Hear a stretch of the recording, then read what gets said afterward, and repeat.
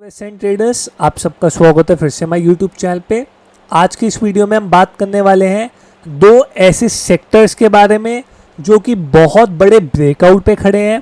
एक ऑलरेडी हमने वीकेंड पे बात आपके साथ कर रखी है, लेकिन एक सेक्टर और जो कि बहुत ज़्यादा फोकस में रहने वाला है ये हफ्ते और अगले हफ्ते। उसके पीछे का रीज़न क्या है वो हम आपको इस वीडियो में बताएंगे। तो बिना देरी करते हुए आज की वीडियो को स्टार्ट करते हैं। तो आज हम बात करने वाले हैं आपका निफ्टी आईटी के बारे में। तो आप लोग यहाँ पे कह सकते हैं निफ्टी आईटी एक बहुत क्रूशल जोन पे है। ऐसा क्यों? सबसे पहली बात, आप कल यानी कि 17 सितंबर 2025 को रात को फेड का आउटकम आने वाला है कि क्या रेट कट होगा या नहीं। इस बार हर कोई एक्सपेक्ट कर रहा है, इवन मार्केट आपका तक एक्सपेक्ट करके चल रही है कि 0.25% का रेट कट हमें देखने को मिलेगा। लेकिन ये बात याद रखिए कि जो फेड की कमेंट्री है वो बहुत ज़्यादा इंपॉर्टेंट रहने वाली है। यानी कि अगर फेड की कमेंट्री में थोड़ा भी ये आया कि ये रेट कट ही होना था, इसके बाद अब नहीं होगा, तो फिर एक बहुत बड़े गिरावट हमें देखने को मिल सकती है। लेकिन जो हमें यहाँ पे आपका चार्ट बता रहा है, आप लोग यहाँ पे देखेंगे, अगर मैं आपको इन डिटेल यहाँ दिखाऊं तो आप लोग देख सकते हैं यहाँ पे आईटी सेक्टर का चार्ट कह रहा है कि एक बहुत बड़ी खबर हमें यूएस मार्केट से देखने को मिल सकती है। साथ ही साथ अगले हफ्ते एसेंचर के क्वार्टरली रिजल्ट हमें देखने को मिलने वाले हैं। तो आपको ये बात मालूम ही है और हमने बहुत बड़ी बात की है कि एसेंचर के जो नंबर हैं वो हमेशा इंडियन आईटी के लिए एक एज आप लोग कह सकते हैं बेस के रूप में काम करते हैं। तो अगर एसेंचर के नंबर अच्छे होंगे तो आप लोग कह सकते हैं कि निफ्टी आईटी यानी कि इंडियन आईटी कंपनीज भी अच्छा परफॉर्म करेंगी। लेकिन अगर एसेंचर के नंबर खराब हुए और एसेंचर आपका अपनी मार्केट में 8-10% लुढ़क गया तो फिर इंडियन आईटी स्टॉक्स भी जनरल आपका 3-4% की गिरावट के साथ कामकाज करते हैं। ये एक ट्रेंड हमें देखने को मिला है पिछले 4-5 सालों के हिसाब से। तो अगर मैं बात करूं निफ्टी आईटी, आप लोग यहाँ पे क्लियर कट देख सकते हैं। अगर मैं आपको यहाँ पे दिखाऊं मंथली चार्ट पे, तो आप लोग देखेंगे एक बहुत बड़ी गिरावट के बाद ये रीटेस्ट हुआ, फिर एक हॉल्ट आया और हॉल्ट के बाद अब मार्केट तैयारी कर रहा है वापस से एक रैली आप रिज्यूम करने के लिए। अगर मैं वीकली चार्ट की बात करूं तो आप लोग यहाँ पे देखेंगे वीकली चार्ट में एक ट्रेंड लाइन हमें यहाँ पे देखने को मिल रही है और हो सकता है कि अगले 1-2 हफ्ते के अंदर ही हमें एक बहुत बड़ा आप लोग कह सकते हैं ग्रीन कैंडल हमें देखने को मिल सकता है, जिसकी वजह से आप लोग कह सकते हैं निफ्टी में भी एक बहुत बड़ा इम्पैक्ट शायद हमें देखने को मिल जाए। ये चीज़ गारंटी बिल्कुल नहीं है, तो इस चीज़ को प्लीज़ गारंटी बिल्कुल मत आप लोग समझिएगा कि अगर हमने ये बोला तो ऐसा ही होगा। अगर बाई चांस मान लीजिए ऑन दी लोअर साइड 34,000 के लेवल टूटते हैं, अगर बाई चांस मान लीजिए निफ्टी आईटी वापस से ट्रेंड लाइन पे आता है और ये जोन टूटता है, फिर आप लोग कह सकते हैं कि निफ्टी आईटी में एक हेड एंड शोल्डर का पैटर्न की आप तैयारी हो जाएगी। जो कि अगर मैं आपको यहाँ दिखाऊं तो आप लोग देखेंगे ये शोल्डर, ये हेड, ये शोल्डर, और फिर आप लोग कह सकते हैं एक बहुत बड़ी हमें गिरावट देखने को मिल सकती है। लेकिन अगर ये वाले स्विंग हाइज हमें टूटते हुए देखने को मिलते हैं, फिर आप लोग कह सकते हैं एक बारी को हम निफ्टी आईटी में ऑल टाइम हाई की तैयारी आपको करते हुए देखने को मिल जाएंगे। तो अगले 2 हफ्ते निफ्टी आईटी के लिए बहुत ज़्यादा आप क्रूशल रहने वाले हैं। और अगर आप निफ्टी आईटी में हायर साइड पे मोमेंटम आता है, अगर मान लीजिए जो हम यहाँ से एक्सपेक्ट कर रहे हैं कि 37-38,000 के जोन्स आप टूटते हैं, जो कि ऑलमोस्ट 8-10% की जोन हमें देखने को मिल रहे हैं। सेम चीज़ हमें आप लोग यहाँ पे कह सकते हैं कि निफ्टी 50 में भी देखने को मिलेगी।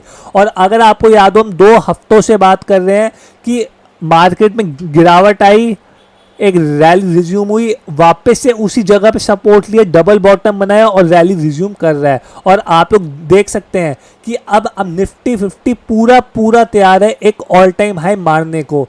अब ये ऑल टाइम हाई उसी जोन में या उसी टाइम पे मार सकता है कि अगर निफ्टी आईटी आपका सपोर्ट दे। अगर निफ्टी आईटी ने सपोर्ट दे दिया, मैं बिल्कुल हैरान नहीं होऊंगा कि एक बारी को हमें 26,000 के जोन सितंबर एंड तक देखने को मिल जाए।